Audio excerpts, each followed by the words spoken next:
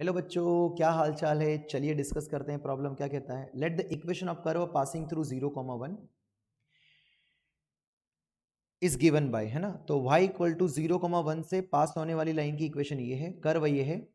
If the equation of curve in return in x equals to F of Y, then हमें F of Y find करना है। तो पहले काम करते हैं, हम इक्वेशन तो फाइंड कर लेते हैं। तो इक्वेशन फाइंड करने के लिए हमें y इक्वल्स टू इक्वेशन क्या याद रखिए, integral of x square into e to the power x cube. तो पहले हम इस इंटीग्रल को सॉल्व कर लेते हैं। तो यहाँ से बेसिक सा सब्स्टिट्यूशन अप्लाई कर देते हैं। तो एक्स क्यूब को हमने टी सपोज अगर कर लिया तो 3x² dx इधर आ जाएंगे dt सर के बराबर।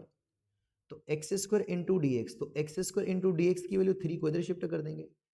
तो y is equals to X square into D X की जगह आ जाएगा dt/3 और ये बन जाएगा e की पावर एक्स क्यूब को लिख देंगे t। तो यहां से y इज इक्वल्स टू 1/3 आ गया इंटीग्रल ऑफ आ गया e की power t into D T. तो यहां से y इज इक्वल्स टू बचा 1/3 e की पावर t का इंटीग्रल क्या होता है e की power t plus c। t को वापस हम रिप्लेस कर देते हैं। तो हम अगली स्टेप में हमारे पास क्या बन जाएगा, y is equals to 1/3 times of e to the power t कौन था भैया, हमारा एक्स क्यूब था, प्लस हमारा आर्बिट्रेरी कांस्टेंट कितना है c। अब इस कर्व की खास बात ये है कि ये 0,1 से पास होकर जा रहा है, मतलब x इक्वल्स टू 0 रखोगे तो हमें y की वैल्यू 1 मिलेगी। तो y 1 मिलेगा जब x 0 रखेंगे, तो e की पावर ये 0 हो जाएगा, e की पावर 0 1, तो ये 1/3 बचेगा प्लस c। तो 1 माइनस 1/3 हमारा आ जाएगा c। तो सिंप्लीफाई करेंगे तो 3 माइनस 1, तो c आ जाएगा हमारा 2/3। बहुत बढ़िया, तो कर्व मिल गया हमें। तो कर्व क्या मिला, y is equals to 1/3 times of e to the power x cube plus 2/3। अब हमें चाहिए कर्व चाहिए x into in terms of y। तो हम y को x को लाने की कोशिश करते थे, x माइनस 2/3 आ गया और इधर बचेगा 1/3 times of e to the power x cube. ठीक है, इसका हमने एलसीएम वगैरह लिया, तो एलसीएम वगैरह लेंगे कितना आएगा, यहाँ पर 3y माइनस 2/3 और इधर आ जाएगा e to the power x cube by 3। डिशूम डिशूम 3 से 3 कैंसिल हो गया। बहुत बढ़िया। अब चाहो तो हम अगली स्लाइड में ले लें या यहीं पे एक्सप्लेन कर सकते हैं। तो 3y minus two is equals to कितना बचा, e to the power x cube. तो दोनों साइड हम लॉग ले लेते हैं। तो लॉग यहाँ से आ जाएगा 3y माइनस 2 आ जाएगा, लॉग बेस e ले लिया, तो यहाँ पर भी log e to the power x cube. तो यहाँ पर एक्स क्यूब आगे आ जाएगा, तो एक्स क्यूब आगे आ गया, log e to the base e कितना हो जाता है 1 हो जाता है, तो यहाँ तो 1 आ जाएगा। तो लॉग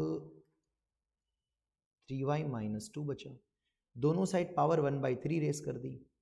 तो यहाँ पर भी log 3y minus 2 to the power 1/3 और यहाँ पर जब 1/3 पावर रेस करेंगे तो x की पावर 3 की पावर 1/3। ये हमने क्यों किया 1/3 रेस, ताकि 3 से 3 कैंसिल हो जाए और हमें x मिल जाए। तो x साफ साफ कितना मिल जाए, इस 1/3 को हम लिख सकते हैं third root of log 3y minus 2। तो ऐसा हमें किस ऑप्शन में नजर आ रहा है वो देख लेते हैं।